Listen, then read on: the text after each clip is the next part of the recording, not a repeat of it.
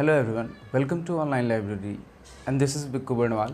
आज हम लोग बात करेंगे class 11th the living planet green movements role. अगर बात करें आर्टिकल बेस्ड चैप्टर की क्लास 11th में, तो ये दूसरा चैप्टर है जिसमें कि आर्टिकल के तौर पे दिया गया चैप्टर है। यह आर्टिकल 24 नवंबर 1994 को पब्लिश हुआ था इंडियन एक्सप्रेस में, और यह आर्टिकल नानी पालखीवाला के द्वारा लिखा गया था।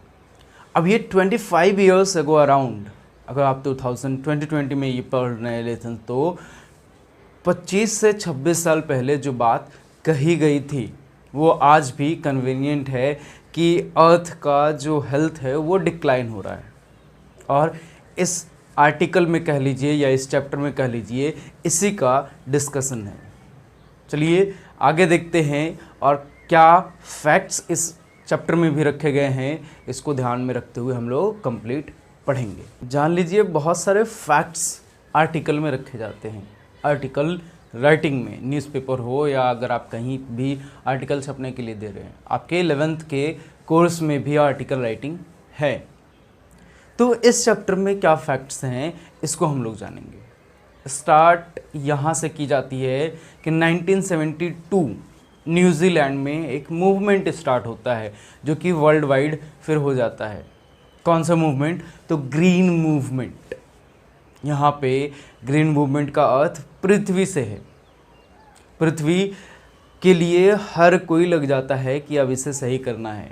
अब इंटरेस्टिंग बात यह है कि न्यूजीलैंड के द्वारा ये स्टार्ट किया गया वर्ल्ड वाइड पहला ऐसा रिवॉल्यूशन था जो कि पूरे वर्ल्ड ने एक्सेप्ट किया और आगे बढ़ाया। और इसके बाद फिर ये रिवॉल्यूशन आज तक पीछे कभी मुड़ के नहीं देखा। सब दिन इस रिवॉल्यूशन पे काम ही चल रहा है। पहले लोग मैकेनिकल व्यू से हर एक चीज़ को देखते थे, लेकिन बाद में फिर ये हॉलिस्टिक और इकोलॉजिकल हो गया। मतलब कि पहले चीज़ों को देखते थे, परखते थे, लेकिन अब ये इकोलॉजी में बदल गया कि अगर मैं ये करूँगा तो इकोलॉजी के लिए किस तरीके का प्रभाव डालेगा। ह्यूमन परसेप्शन जो है वो शिफ्ट होता रहता है, और जब इसमें शिफ्ट आती है तो बहुत बड़ी शिफ्ट आती है।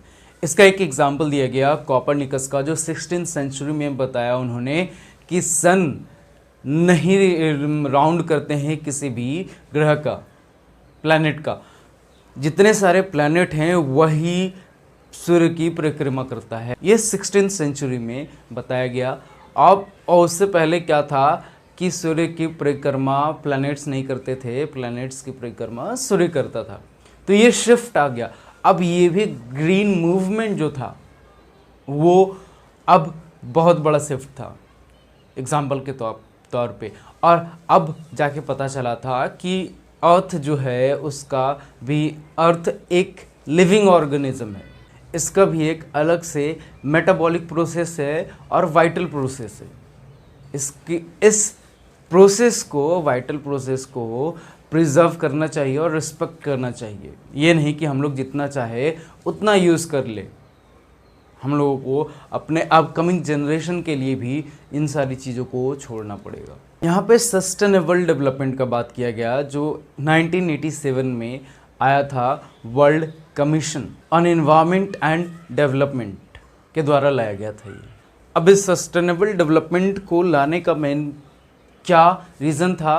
तो बिना फ्यूचर के किसी भी चीज़ को बर्बाद किए हुए, आने वाले समय को देखते हुए हम लोगों को सारी चीज़ें यूज़ करनी चाहिए।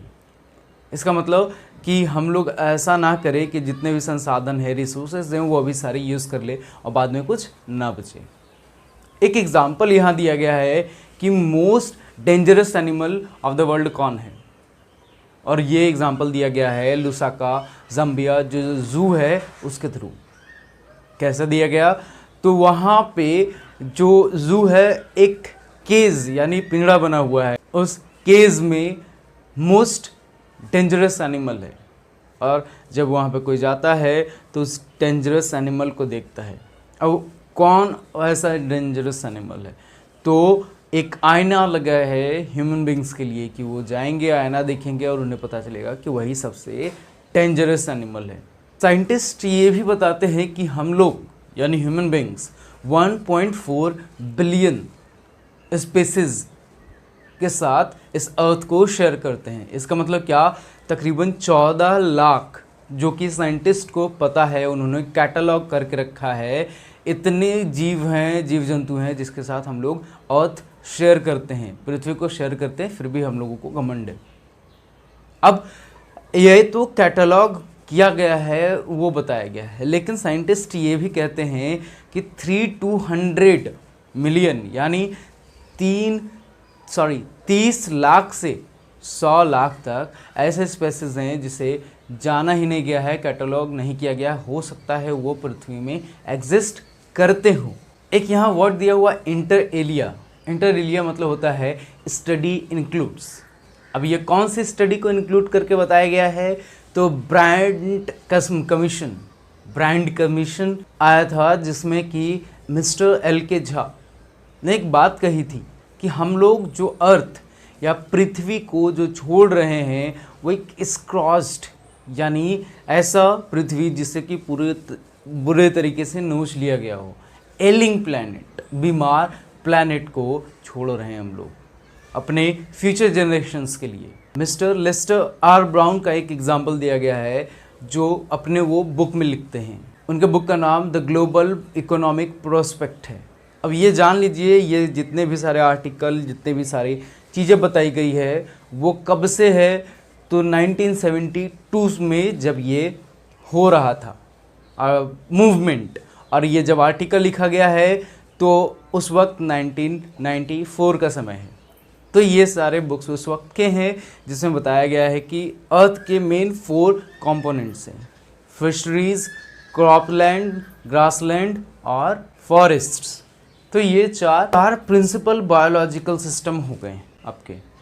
अगर बात करें यहाँ पे मिनरल्स या पेट्रोलियम बेस्ड चीज़ों की, तो इन सभी चीज़ों को छोड़ 4 प्रिंसिपल बायोलॉजिकल सिस्टम बताए गए हैं। ह्यूमंस को यहीं से ये सारे रॉ मटेरियल और बाकी सारी चीज़ें मिल जाती हैं, लेकिन अगर इसी चीज़ का ध्यान नहीं दिया जाए तब क्या हो सकता है, फिशरीज हैं वो कोलैप्स कर जाएंगे, जो फॉरेस्ट है वो डिसअपेयर हो जाएगा, ग्रासलैंड बैरन लैंड में बदल जाएगा, मतलब कि एकदम त्याग दिया गया हो, क्रॉपलैंड्स क्या होंगे, तो डिटेरियोरेट यानी ख़त्म कर दिए जाएंगे।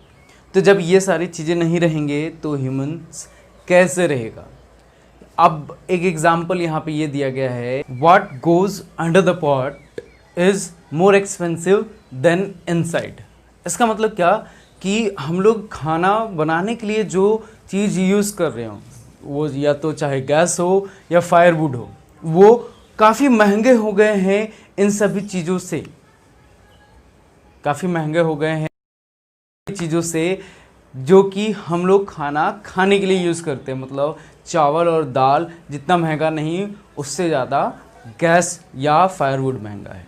एक सर्वे ये भी कहता है कि जो पेड़ काटने का रेट है या फॉरेस्ट या जंगल काटने का रेट है, वो हर एक साल में 40 मिलियन से 50 मिलियन एकड़। जेम्स पेथ जो कि प्रेसिडेंट ऑफ वर्ल्ड रिसोर्सेज हैं, वो कहते हैं कि हर एक सेकेंड 1 एकड़ जंगल काटे जा रहे हैं अभी के समय। अब ये कितनी सही बात है हम लोग अपने अगल बगल देख के लगा सकते हैं, क्योंकि हर तरफ बिल्डिंगें बनी जा रही है। हम लोगों का कॉन्स्टिट्यूशन एक पावर देता है सबको, और यहाँ पे भी एक आर्टिकल है, आर्टिकल 48A, जो कि इस चैप्टर में डिस्कस किया गया है। कहा गया है कि जिस तरीके का ये आर्टिकल अपना फैसिलिटी बताता है या क्वालिटी बताता है, अगर उसी तरीके से ये अपना काम करे तो बहुत सही रहेगा, या इन्फोर्स किया जाए इस आर्टिकल को बहुत सही ढंग से। क्या कहता है ये आर्टिकल, तो वाइल्ड लाइफ ऑफ फॉरेस्ट को कंजर्व करेगा, बचाएगा, लेकिन ये आज तक सही तरीके से इन्फोर्स नहीं किया गया। एग्जाम्पल देते हैं, जैसे कि अनटचेबिलिटी को अभी भी अच्छी तरह से इन्फोर्स नहीं किया गया है, और बहुत सारी चीज़ें जो कि सही तरीके से इन्फोर्स नहीं किया गया है, बिल्कुल ये भी अभी सही तरीके से इन्फोर्स नहीं किया गया है, लागू नहीं किया गया है। लागू मतलब क्या, लागू है लेकिन उसको प्रभाव में लाएं ताकि कोई पेड़ पौधे ना काटे और लगाए पेड़ पौधे। इस तरीके का अभी ज़्यादा नहीं हो रहा है। पेड़ कटने का जो रेट है, ऐसा बताया जाता है कि जो गवर्नमेंट डाटा प्रोवाइड करा रही है उससे तकरीबन 8 गुना ज़्यादा है। मतलब कि हम लोग सिर्फ सोच रहे हैं कि इतनी पेड़ काटी जा रही है, लेकिन ऐसा नहीं है, उससे कई ज़्यादा है। एक यूएस ने एक एरियल फोटोग्राफी के तौर पे 88 कंट्रीज़ में इन्वेस्टिगेट किया और पाया कि वहाँ पे जितने भी फॉरेस्ट थे वो काफ़ी घटते जा रहे हैं। इसका एक और बड़ा कारण है इन सभी घटनाओं का होने का, तो पॉपुलेशन, जो पॉपुलेशन 3.7 बिलियन थी, अब वो 6.7 बिलियन हो गई है। 18th सेंचुरी के स्टार्टिंग में जो पॉपुलेशन था पूरे वर्ल्ड का वो 3.7 था और ठीक 100 साल बाद वो ऑलमोस्ट डबल हो गया, 5.7 वर्ल्ड का पॉपुलेशन हो गया 19th सेंचुरी में। और हर एक 4 दिन में 10 लाख नए बच्चे जन्म लेते हैं या पॉपुलेशन बढ़ता है। अब यहाँ पे ये 1994 में ये बात कही गई है। अभी का ये क्या डाटा है वो अलग ही होगा। जो अमीर है वो अमीर होते जा रहे हैं, जो गरीब है वो गरीब होते जा रहे हैं। इसका कारण क्या है? ज़्यादा बच्चे यानी ज़्यादा इनकम नहीं होता है। कैसे? अगर 10 काम हैं और 10 लोग हैं तो वहाँ पे जो इनकम है वो 10 लोग में बटेगा। लेकिन अगर 10 काम है और 5 लोग हैं तो वो हर 2 काम 1 लोग में बटेगा। तो इसी तरीके से अमीर और अमीर होते जा रहे हैं और गरीब और गरीब और अमीर होते जा रहे हैं। इसी के कारण जो गरीब हैं वो एक कैटल की तरह ट्रीट किए जा रहे हैं। अगर हम लोगों के पास चॉइस है तो दो चॉइस है हम लोगों के पास, या तो कंट्रोल ऑफ पॉपुलेशन या फिर परपेचुएशन ऑफ पॉवर्टी। मतलब कि या तो पॉपुलेशन को कंट्रोल करे या गरीबी के साथ रहना सीख ले। ये 2 चॉइस है। हालांकि जब आगे बढ़ते हैं चैप्टर में ये बताया जाता है कि इंडिया का जो पॉपुलेशन है वो 920 अराउंड और 50 अराउंड मिलियन पॉपुलेशन है इंडिया का, यानी कि अफ्रीका और साउथ अमेरिका से भी ज़्यादा। अगर हम लोगों को पूरे अर्थ को सस्टेनेबल डेवलपमेंट करना है तो इंडस्ट्री में बहुत बड़ा रोल है। यहाँ पे 3 नाम दिए गए हैं। जितने भी इंडस्ट्रियलिस्ट होते हैं वही सबसे ज़्यादा काम कर सकते हैं एनवायरनमेंट को लेकर। पहला तो ड्यूपॉन्ट एडगर, मिस्टर एडगर का नाम आता है। उसके बाद दूसरा मार्गरेट थैचर जो कि प्राइम मिनिस्टर रह चुकी हैं, और तीसरा फिर से लेस्टर और ब्राउन का। और यहाँ पे सबसे लास्ट वाले की बात कर लेते हैं तो तीनों की बात कवर हो जाएगी। क्या? तो मिस्टर लेस्टर और ब्राउन कहते हैं कि हम लोगों को फोर फादर्स से गिफ्ट के तौर पे अर्थ नहीं मिला है। कैसे मिला है? तो फ्यूचर जनरेशन से उधार लिया है हम लोगों ने। यानी कि जो हमारे पेरेंट्स थे, ग्रैंड पेरेंट्स थे, उन्होंने भी हम लोगों से उधार लिया था। लेकिन उधार लेकर किया क्या? तो उधार में वापसी के तौर पे अगर हम लोगों को अर्थ दिया है तो एयर पॉल्यूशन, नॉइस पॉल्यूशन और बहुत सारे पॉल्यूशन के साथ। तो हम लोग इसलिए बचा के रखे अर्थ को ताकि यहाँ पर जो अगले जनरेशन्स आएंगे वो सही ढंग से जी सके। इस चैप्टर में फ़िलहाल इतना ही। अगर आपको किसी तरह का डाउट हो, सजेशन हो या फिर कोई क्वेश्चन हो तो नीचे कमेंट बॉक्स में कमेंट करें या फिर इधर मेरे FB या इंस्टाग्राम पेज पे जाके फॉलो करके या मैसेज करके पूछ सकते हैं। फिलहाल के लिए इस वीडियो में इतना ही। जय हिंद, जय Bharat. Let's take it slow. Where you go, I go too. And if you hit the bottom, I'm going down with you. Let's take it slow. Who cares where we gotta be? You know you'll have a good time wherever you're with.